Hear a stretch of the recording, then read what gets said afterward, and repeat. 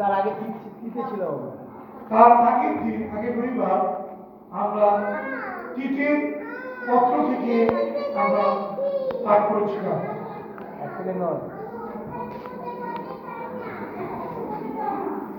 আমরা যে এসআইআর থেকে আলোচনা করেছিলাম, সেই এসআইআর যে 4টি ডকুমেন্টের কথা বলেছিলাম, কে বলতে পারবেন 4টি ডকুমেন্ট?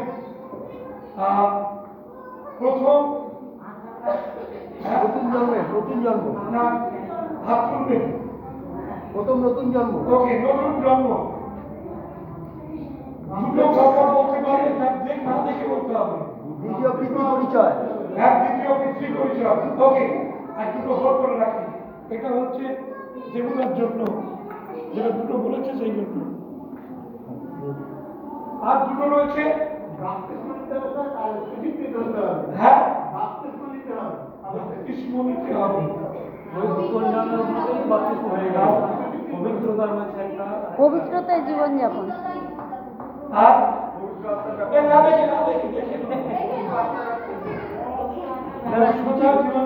চতুর্থ হলো সূচীকৃত।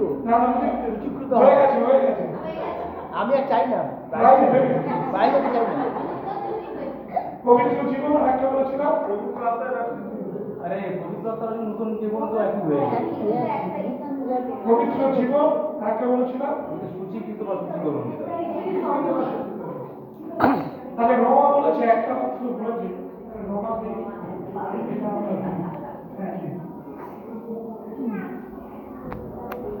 তাহলে আমরা মনে রাখছি, ভেরি গুড, যে গতদিন আমরা 4টি বিষয় নিয়ে 4টি ডকুমেন্ট নিয়ে আলোচনা করেছিলাম, এবং তারপরে তার আগের রবিবার আমরা 3 থেকে আলোচনা করেছিলাম, তাই ঠিক।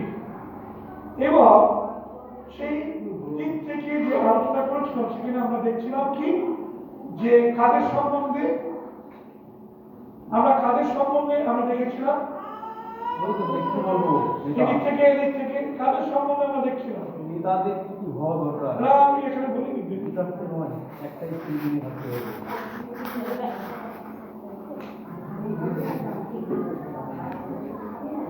কি বিষয় আলোচনা হচ্ছিল? না, ভালো নয়।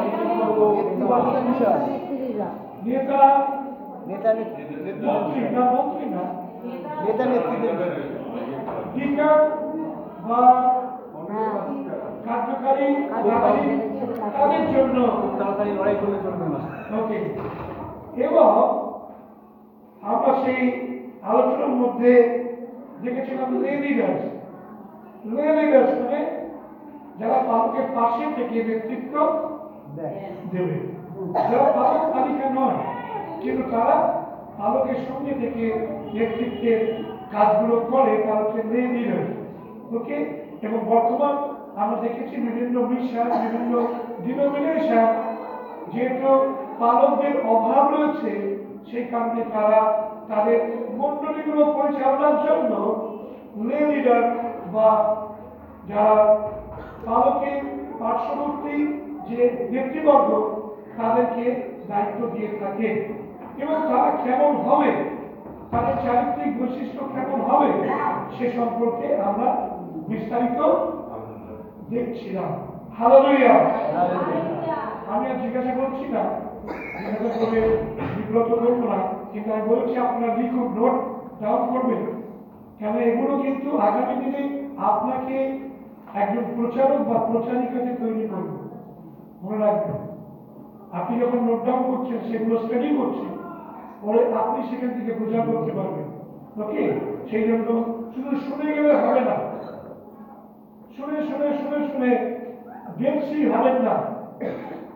ডেপসি কি জিনিস জানতো? মৃত সাগর, লবণ সমুদ্র। ওকে, পবিত্র তুমি বলবে না, এখান থেকে বলবে মরু সাগর বা মৃত সাগরের ক্যারেক্টারিস্টিক কি? ওকে, এতটাই জলটা নুন হয় যখন কোনো প্রাণী বাঁচতে পারে, কোনো প্রাণী বাঁচতে পারবে না। ওকে, আর কোনো ক্যারেক্টার এখানে এদিক থেকে খুব কম হয়। লবণ সমুদ্র বা মৃত সাগর, ডেড সি, তার একটা ক্যারেক্টার কি এই যে বলছি না, জল বইবে না, ওই জায়গায় স্থির থাকবে। ওকে, জল ফ্লো করবে না, ওখানে স্ট্যাগনেট হয়ে বা স্থির হয়ে থাকবে। কেননা এই ডেড সি বা মৃত সাগরের বৈশিষ্ট্য হচ্ছে তার একটা ইনলেট আছে। ইনলেট মানে জল ঢুকতে পারে কিন্তু জল বেরোতে পারে না। আপনি দেখবেন যে আমাদের প্রাকৃতিক ভাবে ইনলেট এবং আউটলেট যদি না থাকে তাহলে কিন্তু আমরা বাঁচতে পারবো না। আমরা মানুষ, আমরা ইনটেক করছি, এটা হচ্ছে ইনলেট, খাচ্ছি, শুনছি, ইনলেট, পড়ছি, ইনলেট, সব দিক থেকে দেখুন।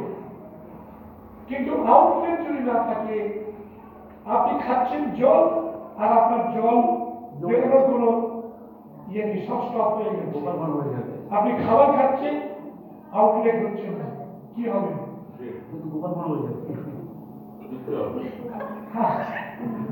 অবস্থা খারাপ হয়ে যাবে, গ্যাসে গ্যাসে একেবারে উপর করবে।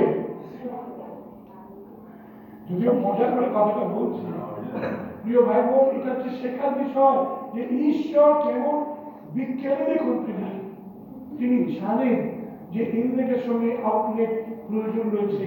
কিন্তু আমরা বিশ্বাসীরা, আমরা কিন্তু এই থিওরিতে বিশ্বাস করি না।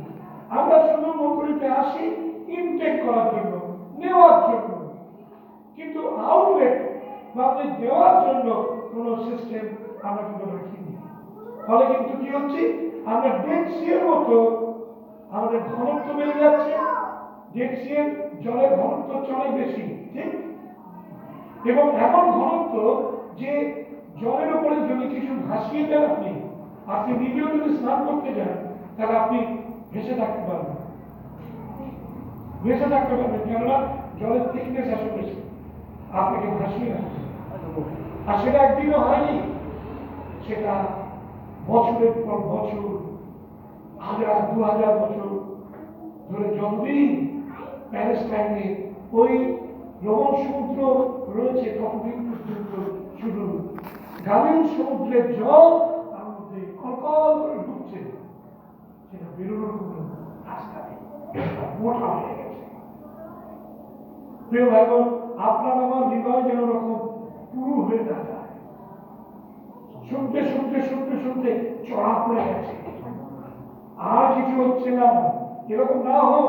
কিন্তু আমরা যদি এই বাক্য যখন শুনছি, সেই বাক্য যদি আমরা অন্যদেরকে দিতে পারি, আমরা পরিবারের মধ্যে দিতে পারি, আমরা বন্ধুবর্গের মধ্যে দিতে পারি, আমরা আত্মীয় পরিবারের মধ্যে দিতে পারি, তাহলে কিন্তু আমাদের আউটলেট ঠিক থাকবে এবং আমরা ঈশ্বরের বাক্যটি নেওয়ার ব্যাপারটা সেটা কিন্তু অনেক বেশি কি হবে, চাহিদা সম্পূর্ণ হবে। আমরা চাই আউটলেট থাকলে তবে কিন্তু ইনলেট হতে পারবে, আউটলেট না থাকলে ইনলেট হবে না। এটা হচ্ছে সমস্যা।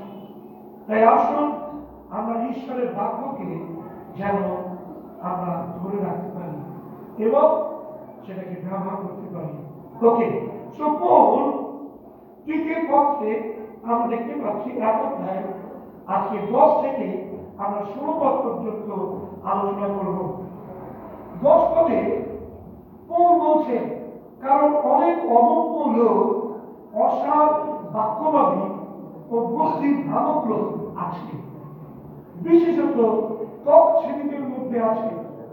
তাহাদের মুখ বদ্ধ করা চায়, তাহারা কুৎসিত লাভের অনুরোধে অনুপযুক্ত শিক্ষা দিয়া কখনো কখনো একেবারে খড় উল্টাইয়া ফেলে।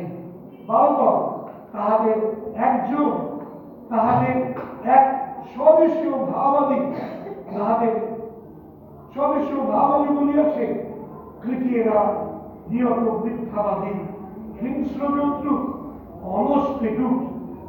এই সাক্ষ্য সত্য, এই জন্য তুমি তাহাদেরকে তীক্ষ্ণভাবে অনুযোগ করো, যেন তাহারা বিশ্বাসে নিরাময় হয়, জীবনীয় গল্পে ও ও সত্য হইতে বিমুখ মনুষ্যদের আজ্ঞায় মনোযোগ না করে সূচিগণের পক্ষে সকলই সূচি, কিন্তু কলুষিত ও অবিশ্বাসীদের পক্ষে কিছুই সূচি নয়, বরং তাহাদের মন ও সর্বে উভয়ে কলুষিত হইয়া পড়িয়াছে। তাহারা স্বীকার করে যে ঈশ্বরকে জানে, কিন্তু কার্যে তাহাকে অস্বীকার করে। তাহারা ঘৃণাস্পদ ও অবাধ্য এবং সমস্ত সক্রিয় পক্ষে অপ্রামাণিক। ঈশ্বরের বাক্য খুব পরিষ্কার ভাবে এখানে রয়েছে। তাহলে পৌল 10 পদে তিনি কেন কার্যকারীকে নিযুক্ত করার কথা বললেন? ওই 10 পদের মধ্যে আমরা দেখতে পাই তিনি বলছেন কেন এর আগে অপত্যযুক্ত কার্যকারীদের গুণাগুণ সম্পর্কে বললেন। 10 পদ তার কারণটা ওখানে বলছে। কেননা অনেক অদম্য লোক, অসাবাক্যবাদী ও বুদ্ধি ভ্রামক লোক আছে, বিশেষত ত্বক ছেলেদের মধ্যে আছে। তাহলে আমরা দেখতে পাচ্ছি কি কি? তিনটে। দেখুন, তিনটে ক্যাটাগরি।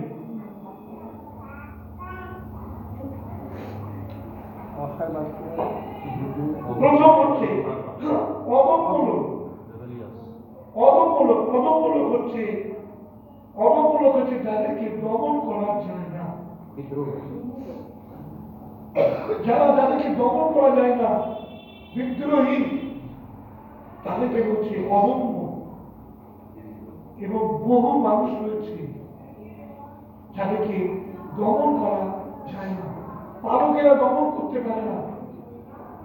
আমাদের মন্ডলীতে একটি ফ্যামিলি, তাদেরকে আমি দমন করতে পারিনি। আমি দুঃখিত যে পালক হয়ে আমি তাদেরকে দমন করতে পারিনি। আমি তাদেরকে পানিশমেন্ট দিয়েছি, তাদেরকে মন্ডলীতে আসা বন্ধ করে দিয়েছি। তারা আবার তারা মন্ডলীতে বললো ঠিকঠাক হয়ে গেছে, ঠিক আছে আসো। তারা আবার আসলো, এসে সেই কুকুরের যে লেজ, যে যতই করোনা কেন সেই ঠিক রেখে যাবে, কিছুতেই সোজা হবে না। তাদেরকে আমি সোজা করতে পারিনি। সেই যেখানে বাধ্য হয়ে আমি তাদেরকে বলেছি প্লিজ মন্ডলীতে আপনারা আসবেন না। কেননা তারা হচ্ছে অদম্য, তাদেরকে দমন করা আমার সাধ্য নেই। এখন যদি প্রভু যিশু এসে যদি স্বয়ং তিনি দমন করেন আরো হতে পারে, কিন্তু আমি ফেলেও লেগেছি। প্রিয় ভাই বোন, এইরকম অদম্য মানুষের উদ্ভব হবে। পৌল বলছে মন্ডলীর মধ্যে কি তুমি সেই কৃতিতে তুমি যাচ্ছ, কে বলছে পরিচর্যা করবে, বা তোমার যে মন্ডলী তুমি ছিলে সেই মন্ডলীতে এগুলো তুমি করো, ব্যবস্থা করে রাখো। কেননা অদম্য লোকে প্রাদুর্ভাব হয়েছে। সাবধান। দ্বিতীয়, অসার বাক্যবাদী, মানে তারা যে বাক্য বলে সেই বাক্যের কোনো সার নেই। বাক্যের একটা সার থাকা উচিত। কি অসার কাঠ আমরা ব্যবহার করি, আমরা যেটা সার সেটাকে ব্যবহার করি। অসার বাক্যবাদী মানে যার কোনো সারাংশ নেই, যার কোনো আলটিমেটলি গোল নেই, সেটাই হচ্ছে অসার। যে কি কারণে সেটা বলা হচ্ছে, কি কারণে আলোচনা করা হচ্ছে, তারা নিজেরাই জানে না। এমন অনেক প্রচারক প্রচারিকারা রয়েছে যারা জানে না যে তারা কি বলছে বা তারা কি বলতে চাইছে, তাদের বলার উদ্দেশ্য কি, কমিউনিকেশনকে কোথা থেকে কোথায় তারা নিয়ে যাবে, বা আজকে যে প্রচারটা করছি সেই প্রচারের মধ্যে দিয়ে আমি বিশ্বাসীদের কোন জায়গায় দেখতে চাই। যারা অসার বাক্যবাদী তাদের বাক্যে আপনি কোনো খেয়ে খুঁজে পাবেন না। এইরকম অসার বাক্যবাদী ব্যক্তিরা কে বলছেন যে আছে কোথায় কৃতিতে আছে অসার বাক্যবাদী। এবং তৃতীয় বলছেন বুদ্ধি ভ্রামক।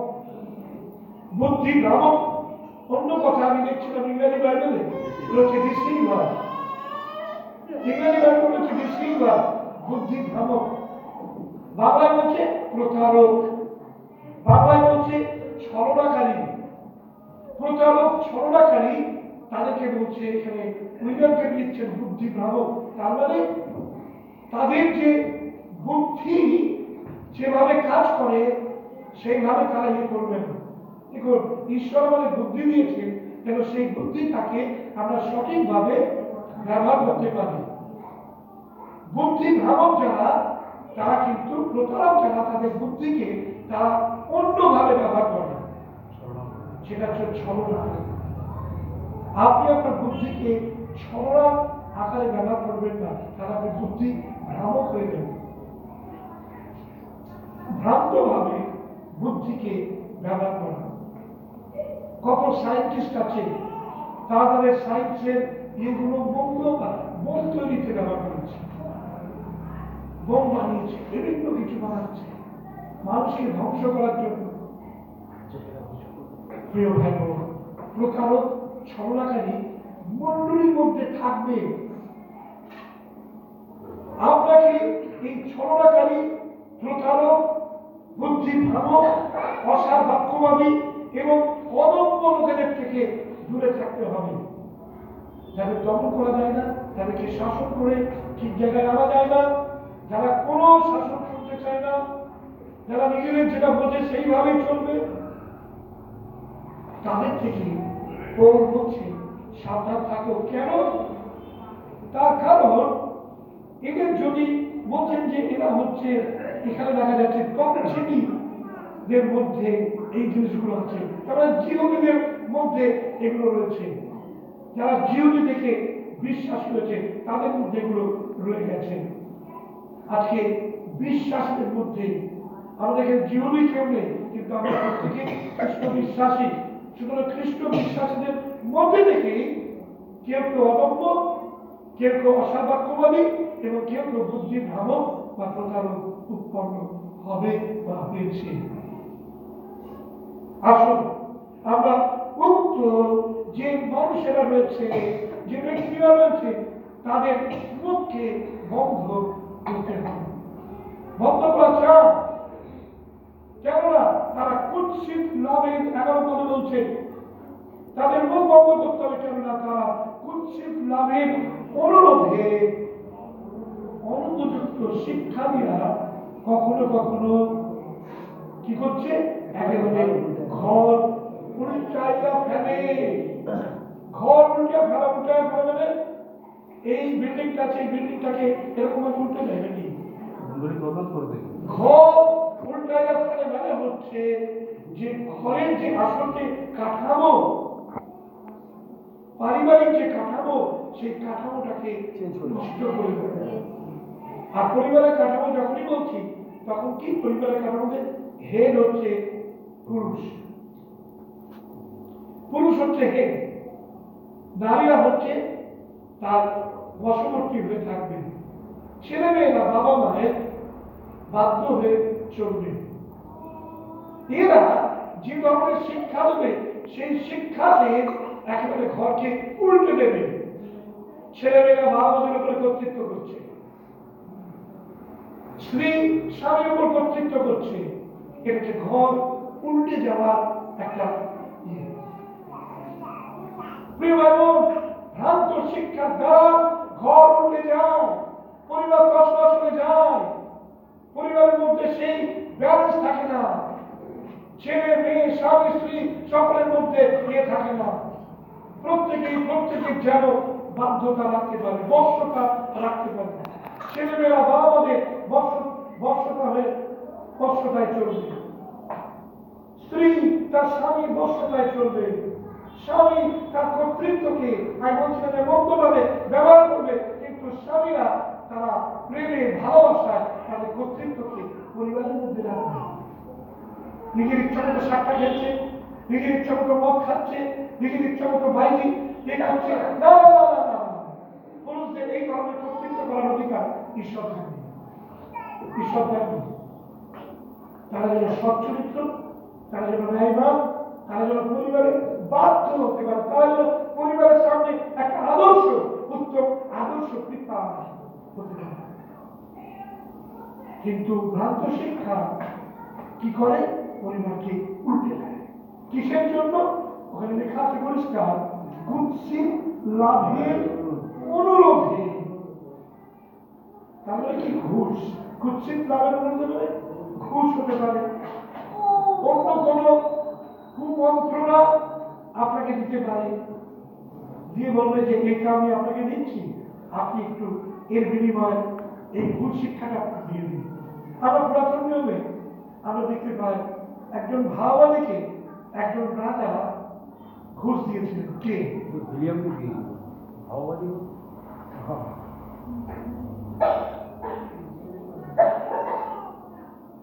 কে দিয়েছিল? বালাক। রাজা ছিলেন বালাক, আর উইলিয়াম কিন্তু ভাওবাদী ছিলেন না, তো একজন রেগুলেশন হয়েছিল। উইলিয়ামকে আমরা দেখি যে বালাক রাজা হায়ার করেছে, যাও কে বলো ইসরায়েলের বিরুদ্ধে অভিশাপ গুলো কি করো না, ভুল, যাও ইসরায়েলের বিরুদ্ধে করো, কিন্তু আমি বুঝতে লিখতে পারি। আসুন, ঘুষ খেয়ে উইলিয়াম উল্টো পাল্টা করতে শুরু করে দিয়েছিল। তো অনেক সময় কি হয় যে যারা নেতৃবর্গ রয়েছে তারা অনেক সময় ঘুষ খেয়ে যায়, অন্য কোনো লোভে পড়ে তারা সব অনেক সময় বিভ্রান্তিমূলক কাজকর্ম করে। বিগত দিনে অন্য লোভে পড়ে অনেকে বিভ্রান্তিমূলক কাজ করতো মন্ডলীর মধ্যে। আসুন, আমরা যেন এই ধরনের লোকেদেরকে শক্তভাবে যেন দমন করতে পারি, যেন ঘর চুরি না দেয়। মন্ডলীর ঘরগুলো কিন্তু প্রত্যেকটা খুব ইম্পর্টেন্ট, আপনাদের প্রত্যেকটা ফ্যামিলি ইজ ভেরি ইম্পর্টেন্ট আপনার মন্ডলীর জন্য, কারণ আপনারা মন্ডলীর অংশ। আপনাদের পরিবারগুলো খুব প্রেসিয়াস, আপনাদের পরিবারগুলো মূল্যবান। আপনাদের পরিবারগুলো সুন্দর হয় তাহলে মন্ডলীও সুন্দর হয়। হালেলুয়া। আপনার পরিবার যদি ঠিক না হয় তাহলে মন্ডলীও সেইভাবে গঠিত হতে পারবে না।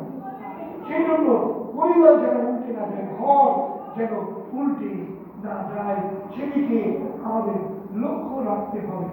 প্রিয় ভাই বোন, আমরা কি তৎপর? আমরা কি লক্ষ্য রাখছি যে ঘর ঠিক আছে কি ঠিক নেই? এটা কি আমরা দেখছি? প্রথম তিমথিও তার 5 অধ্যায় 13 পদ, প্রথম তিমথিও তার 5 অধ্যায় 13 পদ। প্রথম তিমথিও 5 অধ্যায় 13 পদ। ইহা ছাড়াই তাহারা বাড়ি বাড়ি ঘুরিয়া বেড়াইয়া অলস হইতে শেখে। কেবল অলস নয়, বরং বাচাল ও অনির্বিকারচারী হইতে, বিচারকারী হইতে ও অনুচিত কথা হইতে শেখে। ওকে, তাহলে প্রথম তিমথিও 5 অধ্যায় আমরা দেখলাম কত পদে বলেছে? 13 পদে। ওখানে পরিষ্কার হয়েছে ইহা ছাড়া তাহার বাড়ি বাড়ি ঘুরিয়া বেড়াইয়া, বাড়িতে বাড়িতে যাবে, ঘুরে বেড়াবে এবং ঘুরে বেরিয়ে অলস হইতে শেখে। অলস হইতে শেখে মানে এই দেখুন, অপরের বাড়ি গেলেই হয়ে যাবে। আপনার অপরের বাড়িতে গেলেই আপনার মোটামুটি গিয়ে ব্রেকফাস্টটা হয়ে যাচ্ছে, বাড়ি থাকতে হবে না, বাড়িতে রাখতে হবে না। অপরের বাড়িতে যদি আরেকটুখানি থেকে যাওয়া যায় গল্প গুজব করে, তাহলে রাতটাও হয়ে যাবে। লাঞ্চ সব হয়ে যাবে। এবার রাতটা যদি হয়ে যায়, এবার দুপুরে একটুখানি একটু শুয়ে পড়লো খাতা মুড়ি দিয়ে, এবার শুয়ে পড়লে তারপরে কি হবে? মনে ঠিক আছে, তাহলে একটুখানি বিকেলবেলা একটু চা মুড়িটা হোক, চপুরি হোক, চপুরিও হলো, তাহলে রাতটা বাকি থাকবে কেন? অনেক দূর যেতে হবে, তাহলে রাতটা হয়ে যাবে। তো এইভাবে অলস ব্যক্তিরা তারা এগুলো করে। কিন্তু যারা অলস নয়, তাদের নিজেদের ঘর সামলাতে তারা হিমশিম খেয়ে যায়। সকাল থেকে শুরু করে রাত পর্যন্ত তারা পরিশ্রম করে, দৌড়তে পরিশ্রম করে, তাদের ঘরে দুজন গাছা উঠা করতে করতে লাঞ্চ খাচ্ছে, দেখা যাচ্ছে 5টার সময়, লাঞ্চ খাচ্ছে 6টার সময়। কেননা তারা যে বসে গল্প করছে, টিভি দেখছে না, তারা পরিবারের কাজ করছে, পরিবারের কত কাজ আছে। প্রিয় ভাই বোন, আমি আপনাদের চ্যালেঞ্জ দিয়েছিলাম এর আগে, বলেছিলাম যে আপনারা যারা নেতৃবর্গ আছেন, তারা আপনারা আপনাদের এরিয়াতে যে সমস্ত ভাই বোনেরা আসছে না, তাদের বাড়িতে গিয়ে আপনারা ভিজিট করুন, প্রার্থনা করুন, তাদেরকে উৎসাহিত করুন। তারা অসুস্থ হলে তাদেরকে দেখতে যান, প্রার্থনা করুন, এই কাজগুলো করুন এবং তাদেরকে মন্দিরে আসার জন্য অনুরোধ করুন। বলুন যে মাদিবাবু তিনি আমাদের পাঠিয়েছেন। এগুলো করুন, এগুলো ভালো জিনিস। কাজের ফাঁকে বিকেলবেলা বা সন্ধ্যাবেলায় কাজের ফাঁকে হয়তো 8 ঘন্টা 1 ঘন্টা সময় নিয়ে প্রভুর জন্য আপনি কাজ করুন। আপনাকে একেবারে সকালবেলা দাঁত ভেঙে ঘর থেকে বেরিয়ে গিয়ে ইয়ে করার দরকার নেই। আপনার ঘর কি হবে?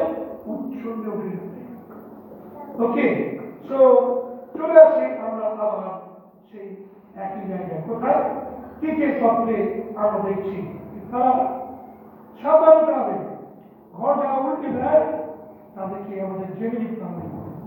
বলছে ভালো পদে তাদের একজন, তাদের এক স্বদেশীয় ভাবাদী বলিয়াছে। কি বলেছে? ক্রিটিয়েরা নিয়ত মিথ্যাবাদী, হিংস্রজন্তু এবং অলসপ্রিয়। দেখুন কি কি বলেছে, 3টে। কি বলছে? প্রথমত ক্রিটিয়েরা কি? তারা হচ্ছে মিথ্যাবাদী। ক্রিটিয়েরা হচ্ছে মিথ্যাবাদী। আমরা যেন মিথ্যাবাদী না হই। কেননা 3 পত্রে বলছে, 3 অধ্যায় 5 পদ লেখা আছে, আমাদের ঈশ্বর মিথ্যা কথনে অসমর্থ। তিনি মিথ্যা কথা বলেন না, তিনি অসমর্থ। আর আমরা তার চাষবাসী হয়ে আমরা কেমন করে মিথ্যে কথা বলি? ক্রিটিয়েরা হচ্ছে মিথ্যাবাদী, মানে পেটে পেটে শুধু মিথ্যে কথা বলে, বানিয়ে বানিয়ে। আপনি আমি কি আমরা মিথ্যার আশ্রয় নিয়ে ঘুরে বেড়াচ্ছি? যখনই যে বলে একটা ঠিক মিথ্যা পাঠ করে বলে দিয়ে নিজেকে আসুন।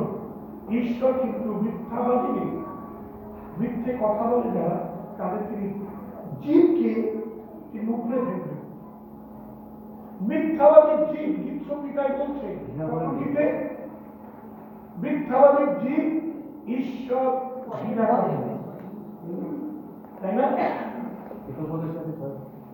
হিতোপদেশে রয়েছে, গীত সংহিতায় রয়েছে, যে পরিবাদ করে না, যে জিহ্বাকে আনে না, যে মিথ্যে কথা বলে না, সেই সদা প্রভুর আশীর্বাদ। আসুন আমরা যেন মিথ্যাবাদী না হই। আমরা যেন সত্য কথা বলি, যদি কষ্ট হয়, দুঃখ হয়, তবু যেন সত্যি কথা বলি। মিথ্যাবাদী হচ্ছে দিয়াবল, মিথ্যাবাদী হচ্ছে শয়তান। সে অতীতে আদিতে মিথ্যে কথা বলে আদম হাওয়াকে ভুলিয়েছিল, সে আজকেও মিথ্যে কথা বলে আপনার আমার অনন্ত জীবনের যে প্রত্যাশা সেখান থেকে সরিয়ে নিয়ে যাবে। সে মিথ্যাবাদী। আর তার কথা শুনে আমি মিথ্যাবাদী। সমস্ত মিথ্যাবাদীর অংশ কোথায় যাবে? প্রকাশিত বাক্যে কি বলছে? একবারে শেষ অধ্যায় হলো প্রকাশিত বাক্য, তার 22 অধ্যায় শেষ। বাহিরে রইয়াছে কুকুরগণ, বাহিরে রইয়াছে কুকুরগণ, মায়াবীগণ, বেশ্যাগামী, নরঘাতকেরা, ও প্রতিমা পূজকেরা, এবং যে কেউ মিথ্যা কথা ভালোবাসে ও রচনা করে। কি তারপরে কি লেখা আছে? বাহিরে রইয়াছে, প্রথমে বলে দিয়েছে, তারা ঈশ্বরের রাজ্যে প্রবেশ করবে।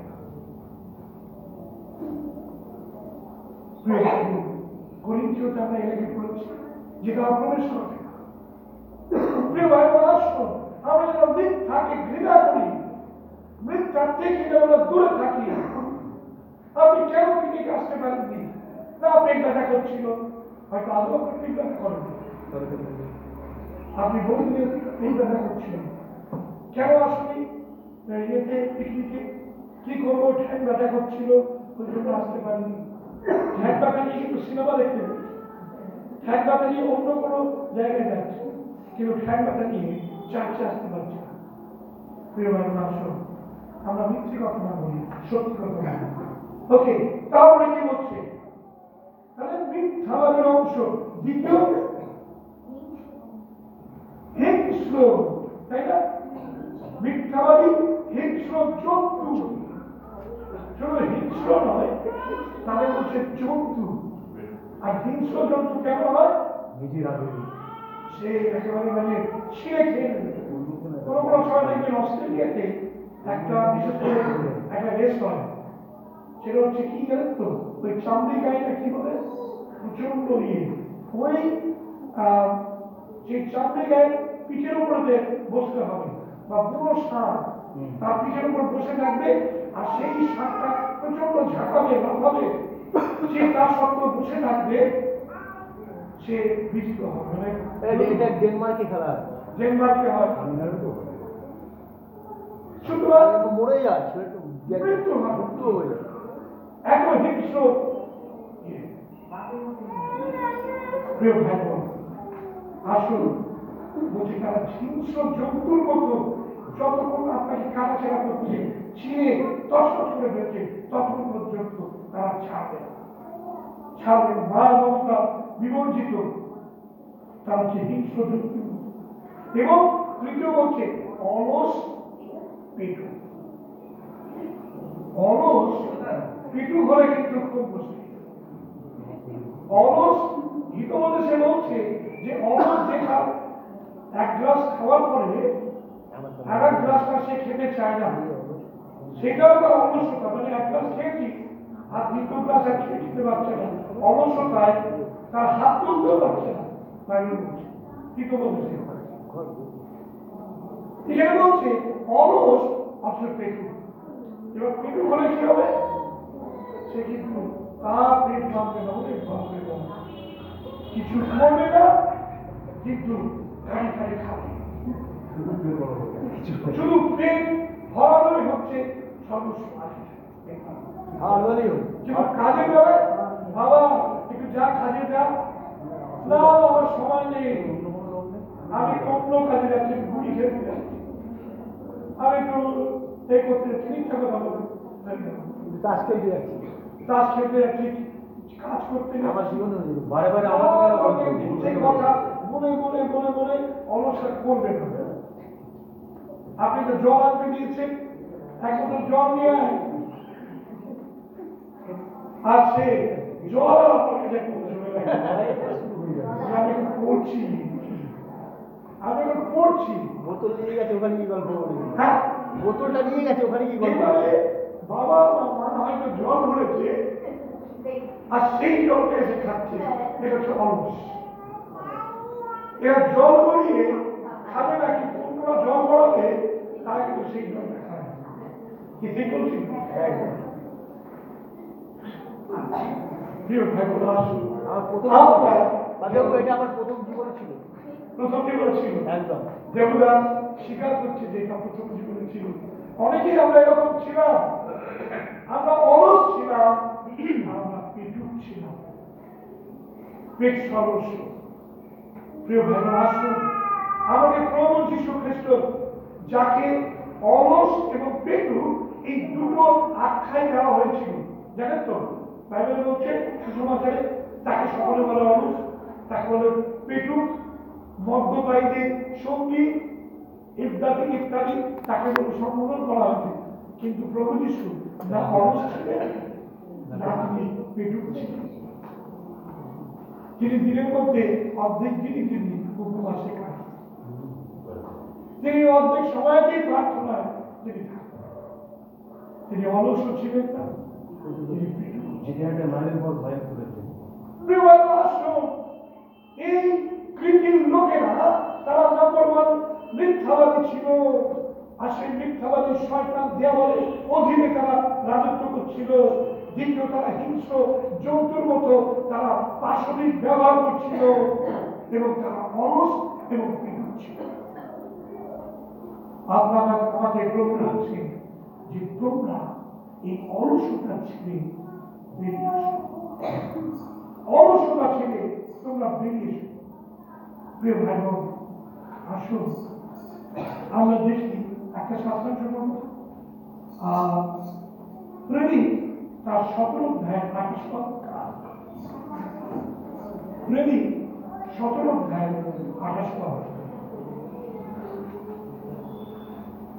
কেননা তাহাতেই আমাদের জীবন, গতি ও সত্তা, যেমন তোমাদের কয়েকজন কবিও করেছে, আর আমরা তাহা বংশ।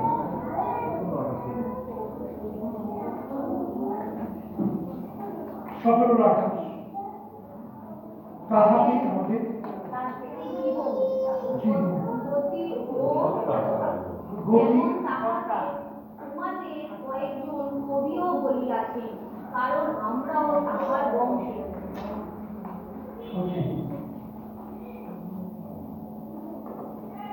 রোমিও পুস্তকে রয়েছে প্রেমিক 2 অধ্যায় রোমিও পড়ো।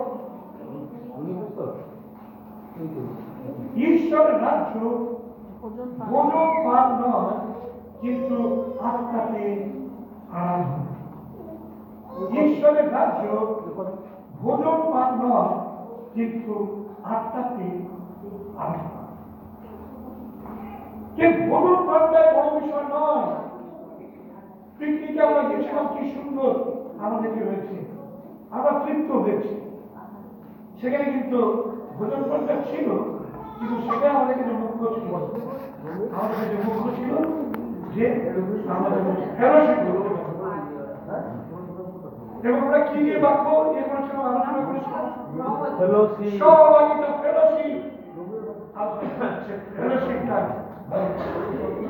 আসুন আমরা অলসতায় যেন না চলি। ওকে, কি রোমিও বের করেছো? 16-17 বলছে, ভাতৃগণ, আমি তোমাদেরকে বিনতি করতেছি, তোমরা যে শিক্ষা পাইবে তার বিরুদ্ধে যারা দলদলে বিভিন্ন জন্মায় তারা দিকে শুনে রাখো, তাহলে দূরে থাকো। কেননা এই প্রকার লোকেরা আমাদের প্রতিষ্ঠা থাকতে পারে না, কিন্তু আপনার উদরে থাকতে পারে। আপনারা উদরে দাসত্ব করে, থেকে দাসত্ব করে প্রভুকে বাক্য ও স্তুতিপাঠ দ্বারা সরল লোকেদের মন বিলায়। সরল লোকেদের মন বিলায়, মধুর বাক্য এবং স্তুতি বাক্য। রোমিও কত পড়ছে? রোমিও 16-17 16-17। ওকে, সো আমরা প্রসিড করি, আমরা এগিয়ে যাই। তাহলে এখান থেকে আমাদের সাবধান থাকতে হবে। যে প্রাণী খাবে সেই প্রাণী পরিশ্রম করবে। ছেলেমেয়েরা, তোমরা অলস হও না। তোমরা পড়াশোনার নামে যেন হয়তো দেখে আমার মা, আমার ছেলে, আমার মেয়ে পড়াশোনা করছে, ঘরের দরজা বন্ধ করে, কি দেখা যাচ্ছে পড়াশোনা করছে না, মোবাইল নিয়ে বিভিন্ন সমস্ত অ্যাড ইত্যাদি, এটা ওটা ভিডিও ক্লিপস, রিল সমস্ত দেখছে। ঠিক বলেছি? আমি পড়ছি মিথ্যা কথা, আমি পড়ছি না, আমি ভিডিও রিল দেখছি। ওকে, আসুন আমরা যেন অলস বা যেন ইয়ে না হই। এই সাক্ষ্য সত্য এরকম, এই জন্য তুমি তাহাদেরকে তীক্ষ্ণভাবে মনোযোগ করো। অর্থাৎ পৌল বলছে যে যে কথাগুলো আমি বলছি সেগুলো সত্য কথা, এগুলো বানানো নয়, এগুলো ফেব্রিকেটেড নয়, প্রত্যেকটা সত্য কথা। ওকে, এবং তাহাদেরকে যেন তাহাদেরকে তীক্ষ্ণভাবে অনুযোগ করো। নাম্বার 1, তাহারা বিশ্বাসে নিরাময় হয়। 2 নম্বর, নাম্বার 3, তারা যেন জীবনীয় গল্পে এবং সত্যে মন না দিয়ে মনুষ্যদের ইচ্ছা অনুযায়ী মনোযোগ না করে তারা যেন সুচিতায় জীবনযাপন করে। তাহলে পরিষ্কার ভাবে তিনি তাদেরকে কি করা দরকার সেটা বলছেন। তাহলে প্রথম কি 13 পদে যে তিনি বলছেন যে তাদেরকে তীক্ষ্ণভাবে অনুযোগ করো। তীক্ষ্ণভাবে অনুযোগ মানে কড়াভাবে শাসন। কড়াভাবে শাসন।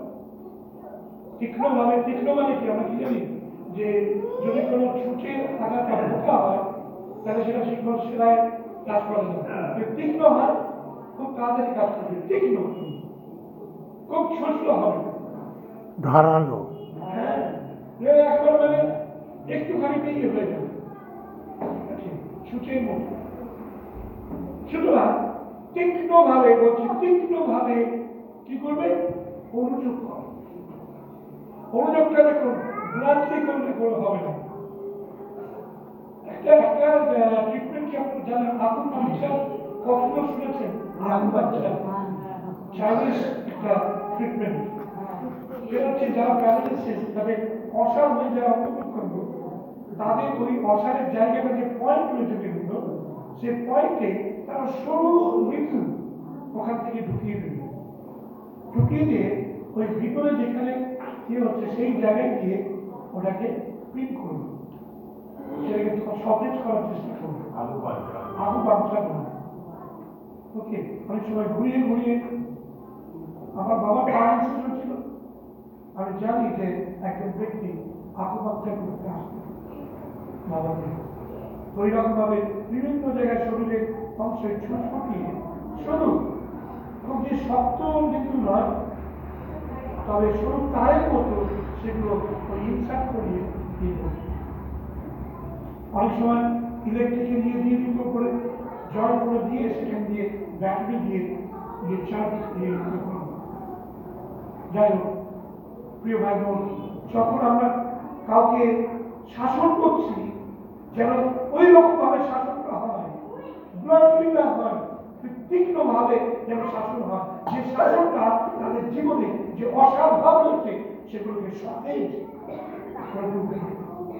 সেগুলো অনেক সময় আমি বাক্য বলি, খুব ডাইরেক্টলি বলি বাক্য, যেটা তো অনেক সময় অনেকে খোঁচা দেয়, কিন্তু আপনি জানবেন যে যখন খোঁচা খাবেন তখন আপনি কিন্তু আপনার সেই জায়গাটা সতেজ হবে।